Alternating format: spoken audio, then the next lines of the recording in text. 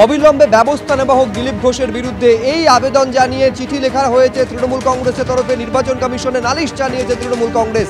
একই সঙ্গে যে কথা বলেছেন দিলীপ ঘোষ সেই অংশ তুলে ধরা হয়েছে, এমনকি তার ইংরেজি তর্জমা করে চিঠি লেখা হয়েছে তৃণমূল কংগ্রেসের তরফে। এবং অবিলম্বে কেন নির্বাচনী আচরণবিধি ভঙ্গের অভিযোগ তুলে কেন ব্যবস্থা নেওয়া হবে না, এই প্রশ্ন পর্যন্ত করা হয়েছে। দেখতে পাচ্ছেন তৃণমূল কংগ্রেসের তরফে এই চিঠি দেওয়া হয়েছে নির্বাচন কমিশনে নালিশ জানিয়ে, এবং অবিলম্বে ব্যবস্থা নেওয়ার আবেদন পর্যন্ত জানানো হয়েছে।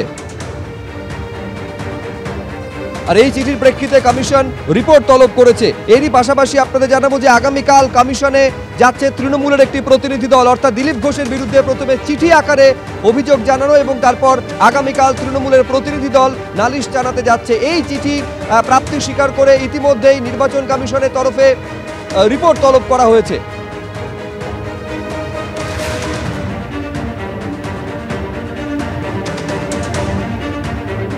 রুমা পাল আমাদের প্রতিনিধি আমাদের সঙ্গে সরাসরি রয়েছেন। রুমা, এই নালিশ যে মুহূর্তে কমিশনের কাছে এসেছে সঙ্গে সঙ্গে কমিশন রিপোর্ট তলব করেছে বলে জানা যাচ্ছে, বিস্তারিত জানতে চাইবো রুমা।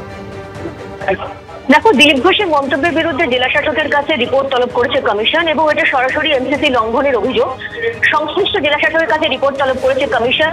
দেখো, এক্ষেত্রে কিন্তু যখন মুখ্য নির্বাচন কমিশনার তিনি এসেছিলেন কলকাতায়, কিন্তু সরাসরি বলেছিলেন কোনো রাজনৈতিক দল যাতে বা কোনো ব্যক্তি অন্যের কিন্তু পার্সোনাল কোনো অ্যাটাক যাতে না হয়। এবং এক্ষেত্রে কিন্তু এমসিসি পুরো নিয়ম রয়েছে, আদর্শ আচরণবিধির নিয়ম রয়েছে, কোনোভাবেই যাতে এমনভাবে কোনো মন্তব্য না করা হয়, যাতে একদম ডেকোরাম মেনটেন করা হয়, এমনটাও কিন্তু মুখ্য নির্বাচন কমিশনার বলে গেছিলেন।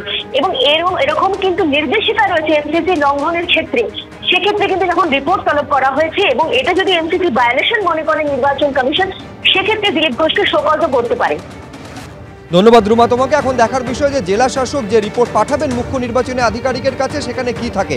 ইভিএম এর টক্কর শুরু হওয়ার আগে কথার টক্কর কিন্তু শুরু হয়ে গিয়েছে যুযুধান তৃণমূল এবং বিজেপি প্রার্থীর। দমদমের তৃণমূল প্রার্থী সৌগত রায় বিজেপি প্রার্থী শিলভদ্র দত্তকে উদ্দেশ্য করে বলছেন, যিনি মাধ্যমিক পাশ করেননি তিনি উচ্চ মাধ্যমিক পাশ করবেন কি করে।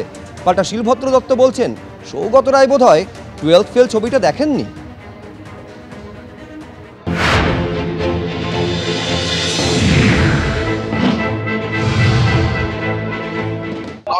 অনেকদিন আগে ছেড়ে দিয়েছে। গত বিধানসভা নির্বাচনে খড়দা থেকে দাঁড়িয়ে পরাজিত হয়েছিল বিপুল ভাবে। সে আবার মাধ্যমিকে ফেল করে উচ্চ মাধ্যমিক কেন দিতে যাচ্ছে আমি জানি না। বিধানসভায় হেরে গিয়ে লোকসভায় দাঁড়াচ্ছে।